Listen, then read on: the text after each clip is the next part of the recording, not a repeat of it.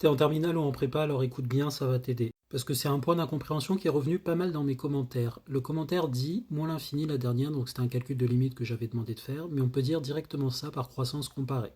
Et dans cette autre vidéo que j'ai postée sur mon profil, j'ai aussi ces autres commentaires qui disent est-ce que ça marche par croissance comparée. Et on comprend l'idée, c'est de comparer des expressions et de dire que l'un est plus grand que l'autre. C'est d'ailleurs ce que disent certains profs pour expliquer l'idée intuitive, et ils n'ont pas tort parce que ça permet de voir le truc. Mais certains élèves le disent de cette façon-là et parfois se demandent si on ne pourrait pas justifier un petit peu comme ça. Rappelez-vous que c'est une explication intuitive. Le but est de vous faire comprendre l'idée qui est derrière. Maintenant, rigoureusement, le théorème des croissances comparées qui est vu en terminale et en prépa, il porte sur les exponentielles en comparaison avec les polynômes et les logarithmes en comparaison avec les polynômes. C'est tout. Donc le nom de théorème des croissances comparées, c'est sur les fonctions logarithmes et exponentielles. Même si l'idée est un peu la même, on fait des comparaisons d'expressions en des infinis. L'énoncé du théorème porte sur ces fonctions-là.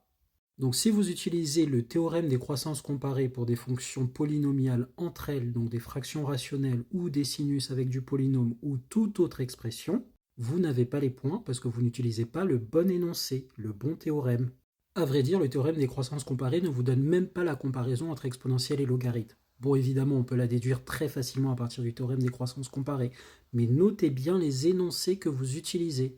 Le fait que quand vous prenez une limite en un infini, par exemple ici moins l'infini d'une expression rationnelle de ce type, vous donne le quotient des deux coefficients de plus haut degré s'ils sont égaux, ou alors un infini si la puissance en haut est strictement plus grande que celle du bas, ou 0 si la puissance du bas est strictement plus grande que celle du haut, ça vient précisément du fait que cette expression-là, on peut la factoriser comme ça, et après simplification, il nous reste des coefficients et d'autres termes dont les limites sont 0 si les puissances sont égales, et vous pouvez adapter si les puissances ne sont pas pareilles au numérateur et au dénominateur. C'est ça, cette manipulation algébrique qui est à la source de ce théorème que vous appelez entre guillemets croissance comparée. Donc stricto sensu, si vous voulez bien justifier un calcul de limite avec un quotient de polynôme, vous devez passer par cette factorisation, à moins que dans votre cours vous ayez explicitement un énoncé qui vous dise que le terme de plus haut degré l'emporte et que si on a égalité des degrés au numérateur et au dénominateur, on fait le quotient des coefficients. Pour des limites en des infinis, bien sûr. Mais ce n'est pas à proprement parler un énoncé connu et que je sache, il n'est pas mentionné dans le programme officiel de terminale. Si jamais, n'hésitez pas à me partager la référence en commentaire. Et donc au bac, c'est pas la meilleure justification qui soit. Voilà, des bisous.